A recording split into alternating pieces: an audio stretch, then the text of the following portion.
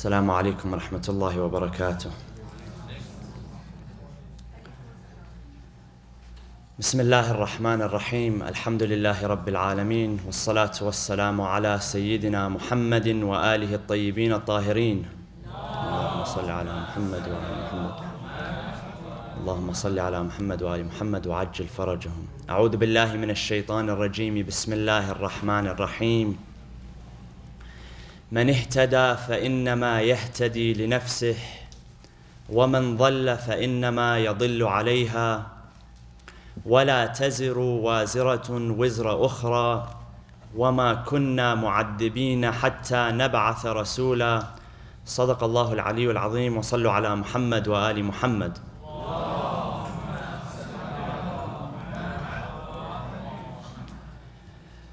One of the elements of eloquence and rhetoric in the Qur'an is the use of conditional phrases.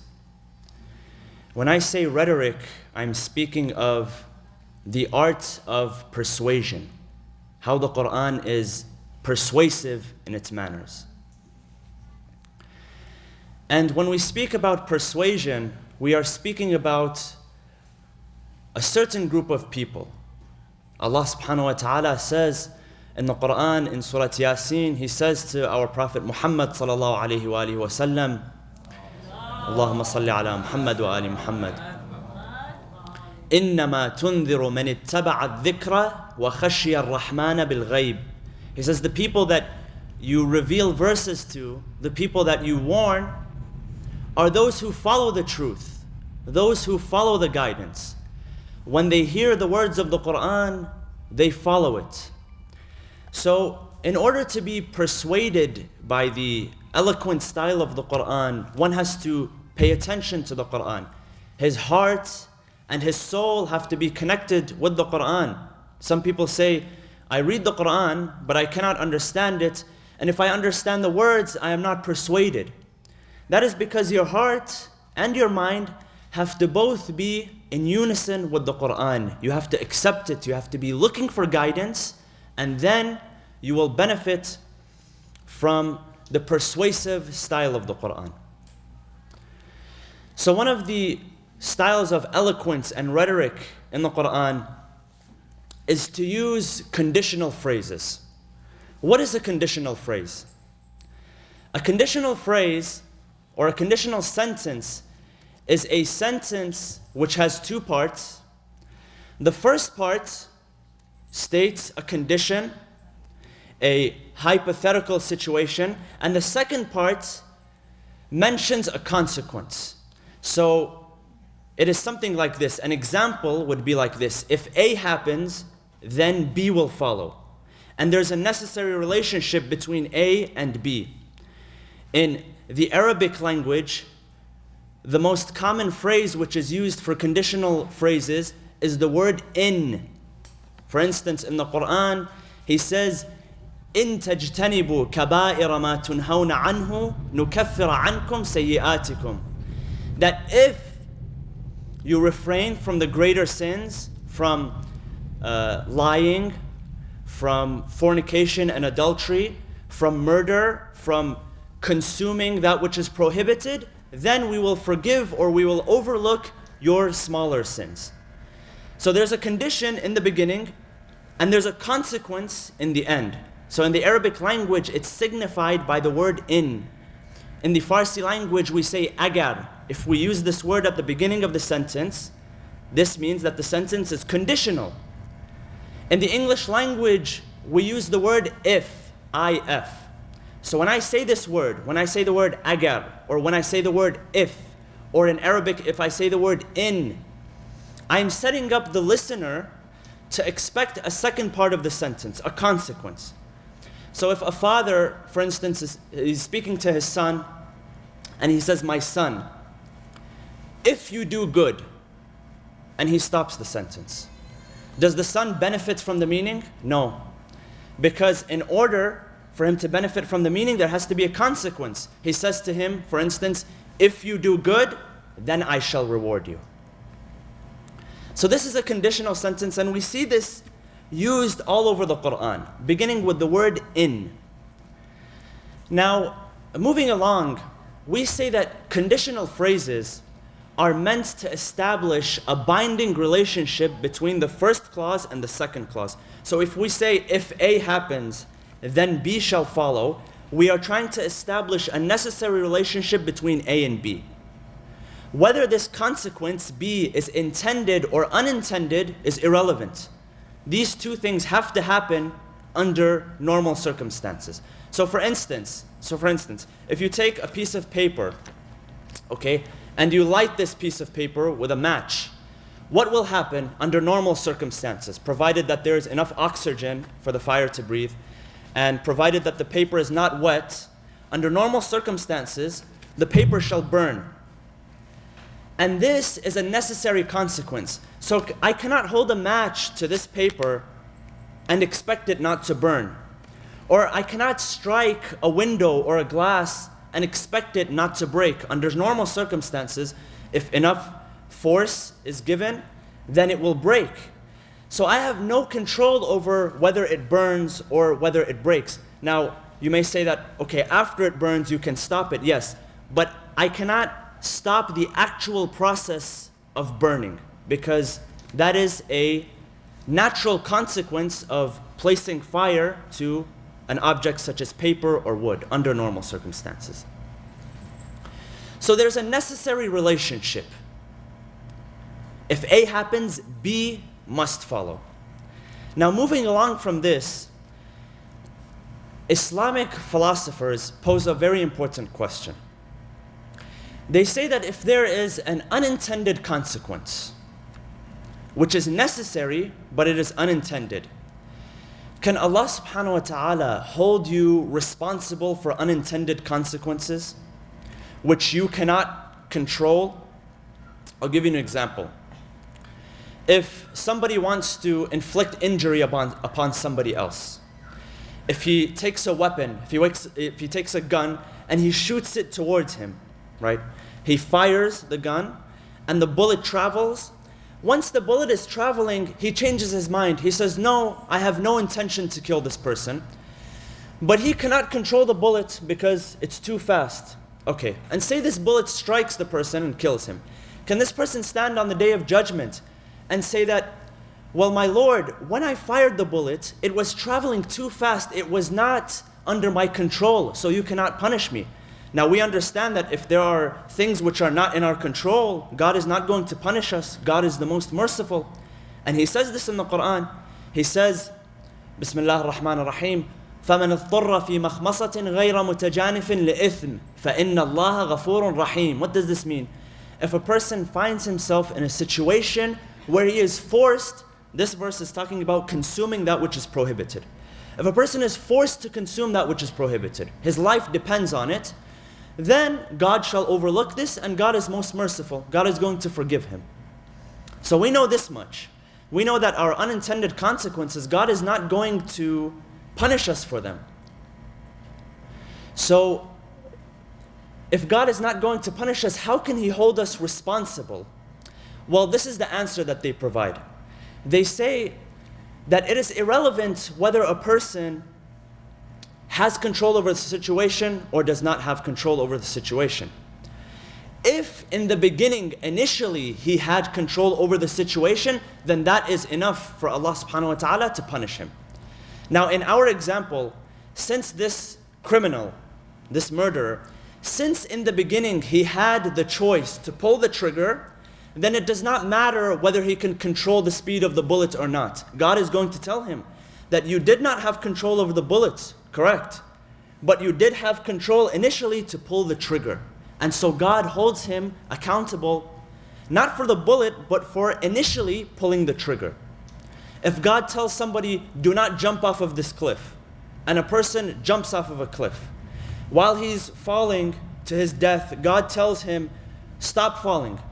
Now, logically thinking, can God or anybody, can the angel Jibreel or anyone tell him, stop falling? He'll say, I can't stop falling. I'm subject to the laws of gravity. I'm not subject to my own choice anymore. So does this mean that he can say, my Lord, I had no control over me falling, I could not stop? God will tell him, well, you had the initial decision, you knew how to throw yourself off of the cliff, and I ordered you not to do so. So God punishes us sometimes for the initial situation which we create for ourselves, even if it has unintended consequences. And this is why the message of Islam, one of the teachings of Islam, is never put yourself in a situation where there are unintended consequences and you will suffer from those consequences. And this is general and it has many meanings. I'll give you an example. The verse I mentioned, which said that if a person must consume that which is haram, his life depends on it. Okay, we can understand if a person takes a journey into a desert and he runs out of supplies and he runs out of food and equipment, that he finds an animal, for instance, which is not slaughtered properly and he consumes it. But what if a person, based on this law, based on this exemption, he takes a burger from McDonald's and he goes into a room and he locks the door of the room and he throws the key away and nobody has access to him. He has no access to the outside world, and he waits and he waits. There's no food, there's no provisions coming to him, until all of a sudden he's about to die of hunger and he picks up this burger and he eats it. Now if this person stands in front of Allah on the Day of Judgment, he says, "My Lord, you said in the Qur'an that if I'm forced to do this and my life depends on it, I'm allowed to consume the meat which is haram." Does this make sense? He may be forced at that time, but he was the one who placed himself in the situation. So God will punish him by telling him, you had the full choice, you had discernment. You knew that by placing yourself in a room and by locking the room, that nobody would have access to you. So in the end, God can punish this person, or He can hold him responsible, to say the least. So Islam tells us to avoid situations where potentially we can create evil for ourselves. And again, this is very general. A lot of people ask the question, should I enter into this business? Sometimes business opportunities, they are presented to us where a person can make money or something like that. But he knows that this company has illegal activities. They deal with drugs, or they deal with alcohol, or they deal with prostitution or interest, or they inflict harm upon people. And if you place yourself in that situation, in the beginning it may be just a simple business transaction. It might be just purchasing stocks or doing taxes for this company. But in the long run, you know for sure, and you know with conviction, that you're going to end up participating in the same unlawful acts as them. So Islam tells you, avoid that situation altogether. Avoid it in the first place. Parents as well. Sometimes parents come and they complain about their children. Their children get to a certain age, the age of adolescence, 15, 18, 20, 25, and then they come and they say that my child is uncontrollable. A lot of the times, I won't say most of the time, but many of the times, the problem is this, is that person, believe it or not, in the beginning, they pick the wrong spouse. And the parents, of course, they have an effect on the child. So a father comes in and complains about his children, whereas he picked in the beginning a wrong woman to marry, a woman who could not be a mother to his children, or the other way around. When it comes to entering into a relationship, into marriage, for instance, Islam tells you to do your homework, study that person, make sure that they're the right person, because it's not about only fulfilling your desires. There are going to be consequences in the future. There's going to be children, there's going to be family ties, 10, 20, 30 years down the road. Don't place yourself in a situation where you get into a relationship with an immoral person. You know this person can't do good for your children. Maybe can fulfill your desires. Maybe she knows how to cook very good, or maybe he knows how to provide very well. He knows how to spend on you. But can this person be a father? Can this person be a mother? A lot of the times, the problem, the consequences, are a direct result of what took place in the beginning. So generally, the general advice of Islam is to avoid situations where there are unintended consequences. Now, going back to conditional phrases, where there are two situations which there's a binding relationship between them. They are linked together and they are not separated. The Qur'an uses this as a tool of eloquence and rhetoric and persuasion for those who follow the rhetoric and the eloquence of the Qur'an. For instance, he says in Surah Al-Waqi'ah, when describing Ashab al-Shimal, who are Ashab al-Shimal? The people of the left. Who are they in the Qur'an, especially in Surah Al-Waqi'ah? Who does Ashab al-Shimal refer to? He says Ashab al-Yamin, and he says Ashab al-Shimal. And he is speaking about the day of judgment. So when he says Ashab al-Shimal, who is Allah subhanahu wa ta'ala speaking of? Fi samumin wa hamim. They are in the hellfire. So fi ashab al-Shimal refers to the people of the hellfire. Usually in the Qur'an, or even in the Arabic language generally, the left refers to that which is negative and the right refers to that which is positive, generally speaking. So in Surah Al-Waqi'ah, he speaks of Ashab al-Yamin, the people of the right, the good people, the people who will enter paradise, wa Ashab al-Shimal. He says, wa Ashab al-Shimal ma Ashab al-Shimal, fi samumin wa hamim, wa dhillin min yahmum, la baridin wa la kareem. He says the people of the left, he illustrates for us what kind of punishment that they will have. Fi samumin wa hamim. These are different types of fire, the type of lava that shall be poured over the head. وَظِلٍّ مِّن يَحْمُومٍ لَا بَارِدٍ وَلَا كَرِيمٍ. And then what does he say? إِنَّهُمْ كَانُوا قَبْلَ ذَلِكَ مُتْرَفِينَ وَكَانُوا يُصِرُّونَ عَلَى الْحِنْثِ الْعَظِيمِ. So now, Allah subhanahu wa ta'ala has depicted for us a condition, a situation, and a consequence, but he has changed it around. He mentions the consequence first, and this is also a style of the eloquence of the Qur'an, the rhetoric, is that he mentions the consequence first, and then he mentions the condition. So he says, the people of the left shall be punished in the hellfire. And this is the type of punishment which they shall receive. And then he says, إِنَّهُمْ كَانُوا قَبْلَ ذَلِكَ مُتْرَفِينَ. That the condition for their punishment was what? That they used to insist on heinous sins.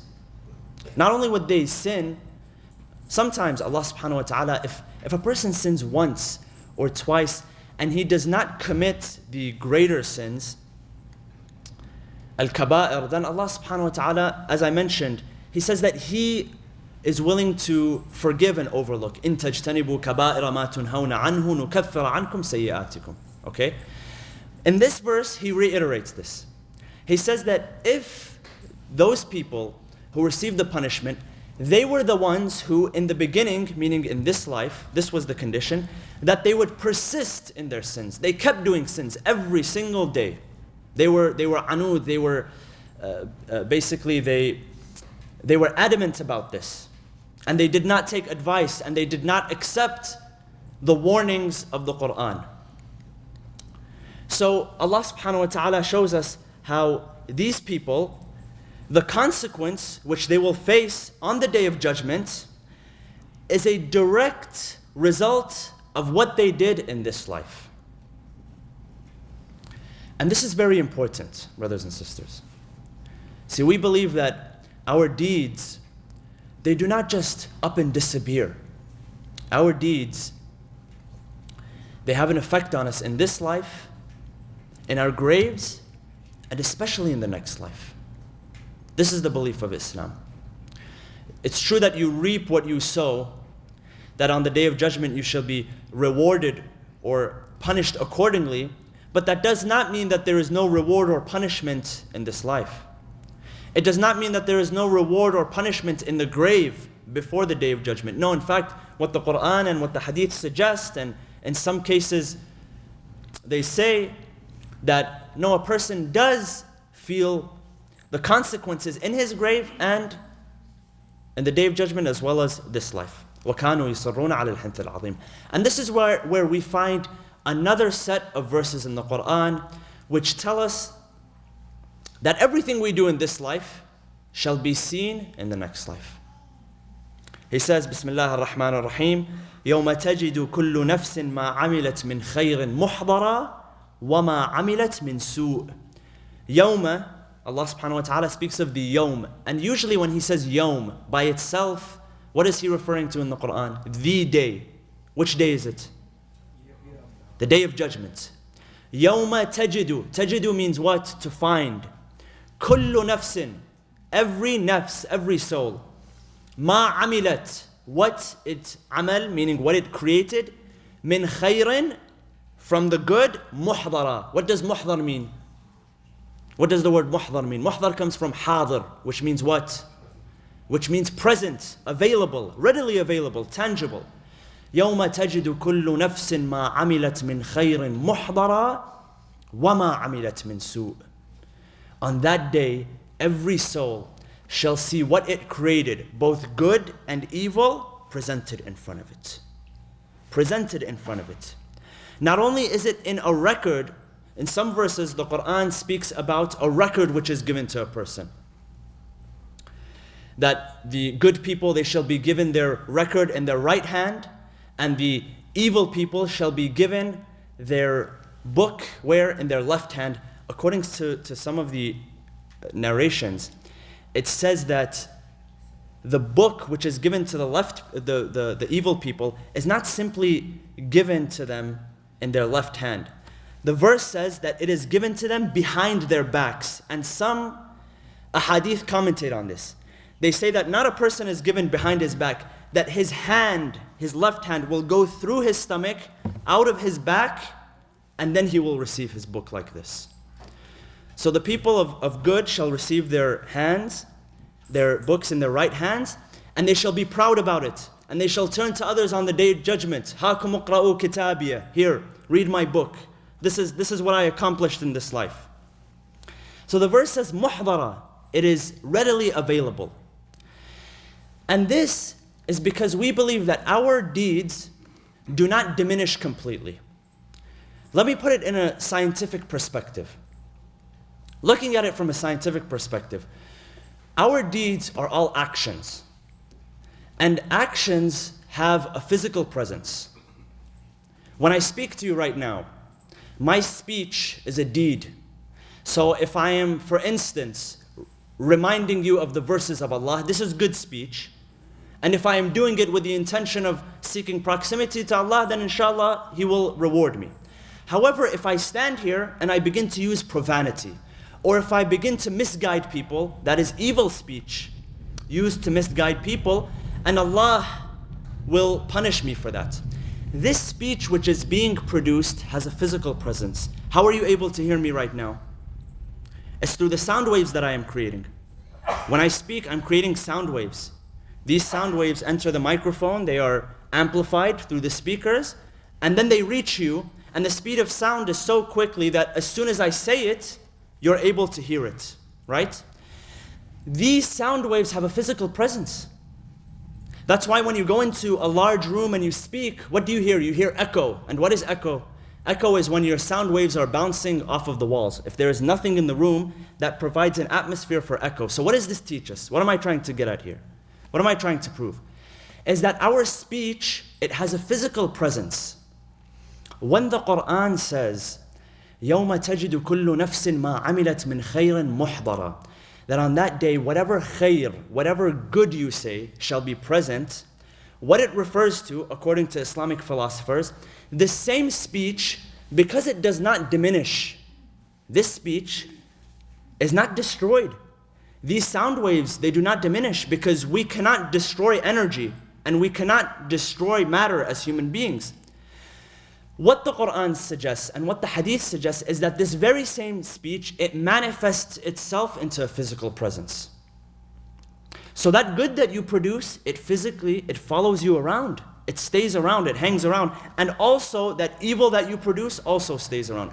And this is why in the Arabic language, there are two names which are given to sin. One is dhanb. We use the word dhanb. What does the word dhanb mean? The literal meaning of the word dhanb. The literal meaning. For in Islam we use it to mean evil. But in Arabic, when we say dhanb or when we say tadhnib, what does it mean? Tail, that which follows you. So the evil, when you produce it, it does not diminish. If I say something evil to somebody, if I strike somebody, if I steal, that act, which itself has a physical presence, it does not diminish. It follows me around. And this is why we say dhanb, that which follows, the tail. The same way a tail follows an animal from the day it's born till the day it dies, your dhanb, your evil, shall also follow around. Another word is wizr. What does the word, when we say وَلَا تَزِرُ وَازِرَةٌ وِزْرَ أُخْرَى, that no person, and this verse recurs in the Qur'an many, many times, that no person shall bear the sin of another. Wizr means sin. But what is the literal meaning of the word wizr in Arabic? When we say awzar or wizr, what does it mean? That which you wrap around you. The type of cloth which is wrapped around you. And it has other forms. In the Arabic language, we say mi'zar, we say izar. The words, the clothes which we wrap around ourselves. Wizr also means burden. So that sin, that wizr that you produce, which means sin, it wraps itself around you and it continues to follow you. See, so it does not diminish. In that very same way, the good that you produce shall also follow you around.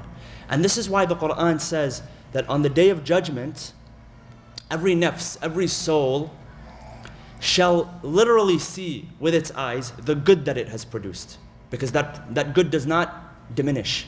That good merely transforms, it manifests itself into a reward. And the evil that you produce shall also not diminish and shall manifest itself into a punishment. But before going to the day of judgment, we also have hadith which suggests that that good and that evil also follows us into the grave. There's a hadith that states that there are 6 things which enter the grave of a believer. When he dies, there are 6 things which enter the grave of the believer. One is his prayer, salah, namaz. His fasting, sawm, okay. The third is his hajj, his pilgrimage. The fourth is his birr, his benevolence, his good to the people. The fifth is zakat, his charity that he offers to people. And the sixth is what? It's a belief. What is it? Something very significant in the school of Ahl al-Bayt. What is it? Does anybody know? Al-walaya. That's the 6th thing which enters the grave. And of course there are different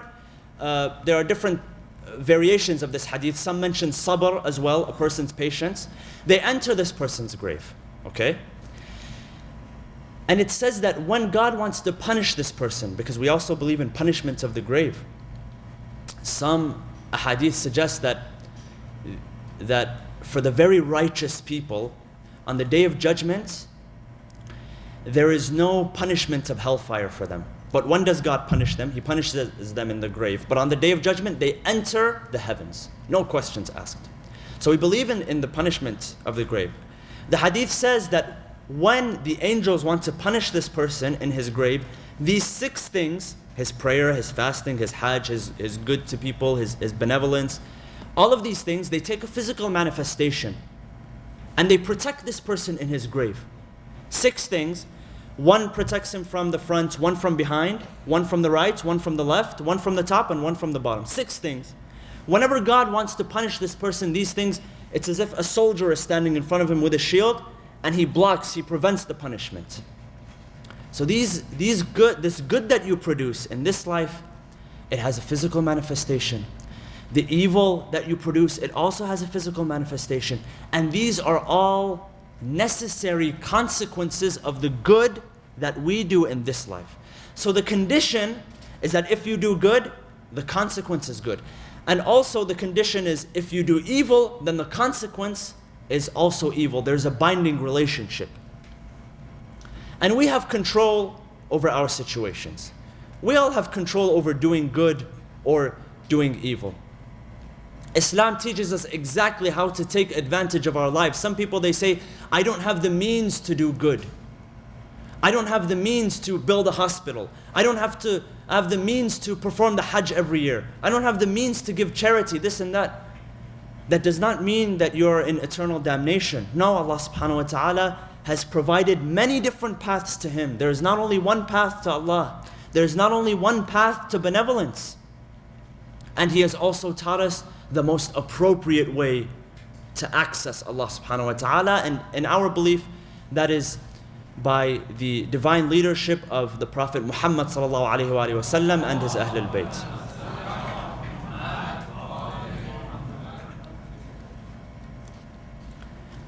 So any good that we do for ourselves, we will benefit from. Any bad that we do, we shall also suffer. And this is why in Surah Al-Asra, Allah subhanahu wa ta'ala says, مَنِ اهْتَدَى فَإِنَّمَا يَهْتَدِي لِنَفْسِهِ وَمَنْ ضَلَّ فَإِنَّمَا يَضِلُّ عَلَيْهَا.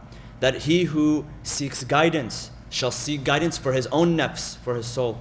And he who seeks evil, misguidance, also does so for his own soul. So anything that we do has consequences, brothers and sisters. And this is why through many hadith, Allah subhanahu wa ta'ala, through the prophets and the imams of Ahlul Bayt, tries to encourage us to stay away from situations which may have unintended evil consequences. And it all goes back to the basics. One of the ways to establish is to purify ourselves from that which is forbidden. Purify our pockets from money which is unforbidden. إن الذين يأكلون أموال اليتامى ظلما إنما يأكلون في بطونهم نارا وسيصلون سعيرا. Those who wrongfully consume the wealth of the orphans, Allah says in the Qur'an, they are consuming fire in their stomachs, and they shall bear a very excruciating punishment on the Day of Judgment. Don't think that, I'm just eating this food, it's haram, but so what? It's just food. No, this has unintended consequences. Some people, they feed their children, which is haram. They do not eat haram, but they feed it to their children, and they say, well, my child he's not mukallaf yet. He doesn't have to observe halal and haram. That's true. He does not have to observe halal and haram, but you do, first of all. Second of all, you are creating a situation where there will be unintended consequences. And we know for a fact that what we consume affects us. It affects us physically, it affects us mentally, it affects us emotionally, right? Today they're creating medicines which cure depression or which treat depression. What does this tell you? That a pill which is engineered, which has certain chemicals, which is constructed of certain elements, it affects your emotions, the way you begin to think. It affects the emotions in your heart. Well, if that is created by man, then what do you think? The food which is created by Allah subhanahu wa ta'ala, it is not powerful enough to affect our hearts and is not powerful enough to affect our minds. This is why we should be careful about what we put in our stomachs and the stomachs of our children. And I'll give you an example. Many of you have probably heard of this example, an example from history. In history, there was a man by the name of Al-Hajjaj ibn Yusuf al-Thaqafi, who was the governor of the city in Kufa in southern Iraq during the reign of Abdul Malik ibn Marwan, the Umayyad Khalifa. And this man was known for his brutality and his animosity towards the Shia. He hated them. He could not stand them. And this is why Abdul Malik placed him as the governor of Kufa. There were many Shia in Kufa. Remember, the city of Kufa was established officially as a city by Imam Ali alayhi salam. After the Battle of Jamal, he established the city of Kufa. And that's where he lived, and that's where his masjid was, and that's where he judged. So there were a lot of followers of Ahlul Bayt. They intentionally placed this man because of his animosity. Now this man was very sick. Read about history. This is unbiased history. You can go and, this is not from our history. This is available anywhere. They say that this man, in order to, when he wanted to eat, when he wanted to become hungry, as an appetizer, sometimes when you go to a restaurant, they bring you an appetizer before the meal. Do you know what his appetizer was? When he would see the blood of the Shia, he would become hungry. So they would bring the Shia in front of him and they would execute him. They would execute them. Once he would see the blood, he would become hungry.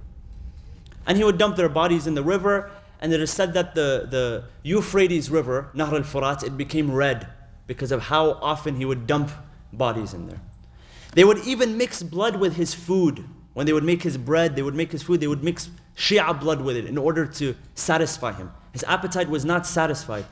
And he murdered the companions of Imam Ali, Qambar, the servant of Amir al-Mu'mineen, Sa'id ibn Jubair, Kumayl ibn Ziyad, who narrates Dua Kumayl, was killed by this man, Hajjaj ibn Yusuf.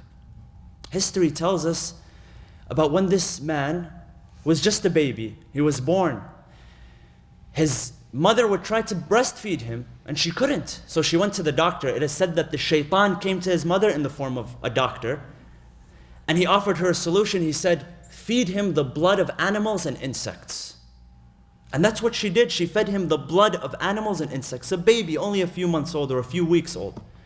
And then after that, he began accepting the milk from her.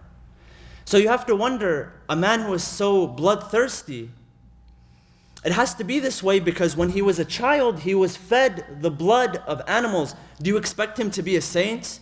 Do you expect him to be praying Salat al-Layl and to be doing good? What does this teach us? This teaches us that the food that we consume, it has effect even on the mind of a person, even on his emotions, even on his heart. I was watching something on TV a while ago. They were broadcasting about a documentary which revolved around the life of a young girl in Eastern Europe, one of the Eastern European countries. Now they showed footage of this young girl, and you would be surprised when you see her. You can find this online as well. She was a young girl, maybe 7 or 8 years old, but she acted exactly like a dog. She would bark, she would wash herself, she would try to scratch herself with the leg, she was walking on all fours.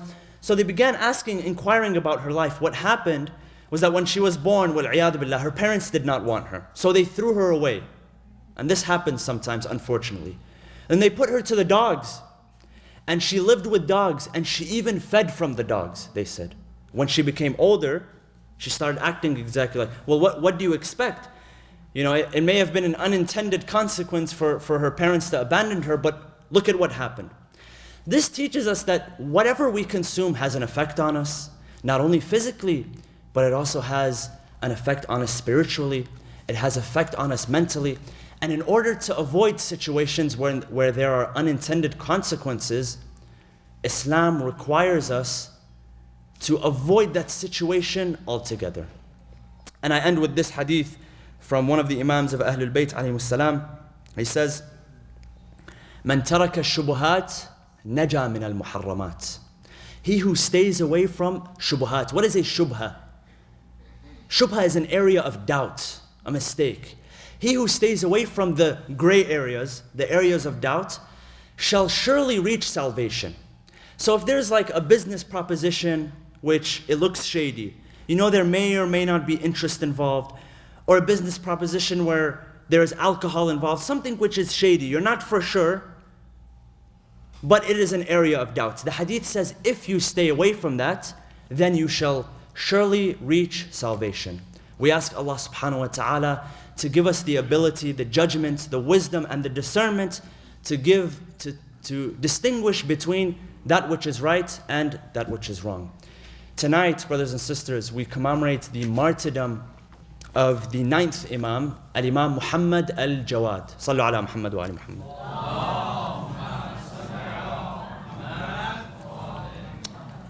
His name was Al-Jawad, which means the one who is greatly generous. Al-Jawad comes from Jud, that which is very generous, very giving. However, he was known for another attribute, and that was his knowledge. Al-Imam al-Jawad passed away in the city of Baghdad in Iraq, the capital of Iraq, and some of you have visited him. He is buried next to his grandfather, the 7th Imam, Al-Imam Musa al-Kadhim. So Al-Imam Musa al-Kadhim is buried there, and then the 8th Imam is buried in Mashhad in Iran, and then the 9th Imam is buried next to his grandfather in Baghdad. And he died at the age of 25 years old, one of the youngest Imams to pass away. And although he was young, he exhibited a great amount of knowledge. See, when you're older, nobody questions you. Nobody questions your knowledge or your wisdom. But when you're younger, the first thing that they do in order to prove yourself, you would have to answer questions about your knowledge. And this is exactly what happened with the 9th Imam. Because when his father passed away, the 8th Imam, Imam Ali ibn Musa al-Rida, the 9th Imam was very young. So in order to prove himself that he was truly knowledgeable and he was truly capable of being an Imam, they began to pose questions towards him. So it is said that Al-Ma'mun Al-Abbasi, the Khalifa, he had a session one day. He convened a session where he would test the knowledge of the Imam, and he invited hundreds of scholars or thousands of scholars from everywhere. The Chief Justice of the time was a man named Yahya ibn Aktham. He was not a follower of Ahlul Bayt, but he was a Chief Justice at the time. So this man, he came to him and he posed a question, testing his knowledge. He asked him about the prayers. When he asked him about the prayers, I mean, the Imam of Ahlul Bayt, that's one of the most basic things which he will know about. So what the audience understood was that he was trying to insult the Imam because he was asking him about something which was so basic, the prayers. So the Imam answered him. So Yahya ibn Aktham posed another question about Hajj. And since we're in the season of Hajj, it is noteworthy to mention this. Many of the ahkam, many of the religious laws that we have in today, we extract from the ahadith of our 9th Imam, Al-Imam al-Jawad. Many of them, in fact, are taken from one single hadith. This is the hadith. Yahya ibn Aktham poses to him a question. He says, what happens if a muhrim, a person in the state of ihram, who is performing the hajj, because a person who wants to perform the umrah or the hajj, the pilgrimage to the house of God, he must observe the state of ihram. There's something that he needs to wear. And also there are things which he must refrain from. For instance, beautifying oneself, killing animals, going hunting, plucking your hair. These are things which a person has to refrain from for those days when he is performing the pilgrimage. So Yahya ibn Aktham asks him, he says, for a person who is observing the ihram, what happens if he kills an animal? Right, so he is trying to test the knowledge of the Imam. The Imam demonstrates his ability through the answer. He says, was this person inside Masjid al-Haram or was he outside? Did he kill a small animal or a large animal? Did he kill a bird or did he kill a camel or did he kill a sheep? Was this person old or was he young? Was he female or male? Was he slave or was he free? And the Imam begins to continue. So Yahya ibn Aktham is confused. He says, each one of these questions which I pose to you, each one of these has a certain answer. So at that time, Yahya ibn Aktham, he was defeated in this little exchange that they had. But Al-Ma'mun al-Abbasi, he wanted the Imam to demonstrate, so he asked him to provide an answer. And the Imam was able to provide an answer. At such a young age, the Imam was able to demonstrate his ability, his capability. See, brothers and sisters, we don't only follow the Ahlul Bayt alayhimus salam just because they are the sons of Rasulullah through his daughter Fatima. No, we follow them because they are truly capable of being our leaders and our guides. And they demonstrated that ability within their lifetimes. This is only one aspect of the life of Al-Imam al-Jawad. We ask Allah subhanahu wa ta'ala to establish our recognition of the Imams of Ahlul Bayt. Bismillah ar-Rahman ar-Rahim. وَالْعَصْرِ إِنَّ الْإِنسَانَ لَفِي خُسْرٍ إِلَّا الَّذِينَ آمَنُوا وَعَمِلُوا الصَّالِحَاتِ وَتَوَاصَوْا بِالْحَقِّ وَتَوَاصَوْا بِالصَّبْرِ. Brothers and sisters, there are many people who are asking for dua. Personally, they have asked me for dua. People who are in the hospital right now.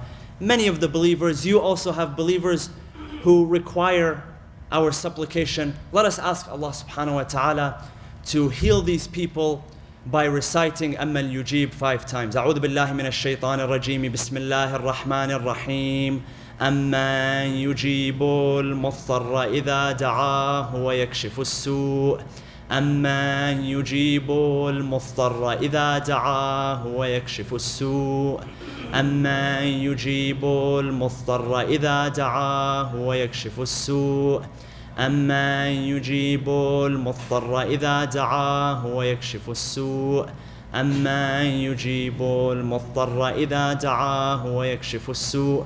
اللهم اغفر للمؤمنين والمؤمنات والمسلمين والمسلمات الأحياء منهم والأموات، تابع بيننا وبينهم بالخيرات، إنك مجيب الدعوات، إنك قاضي الحاجات، إنك على كل شيء قدير، برحمتك يا أرحم الراحمين. وصلى الله وسلم على سيدنا محمد وآله الطيبين الطاهرين.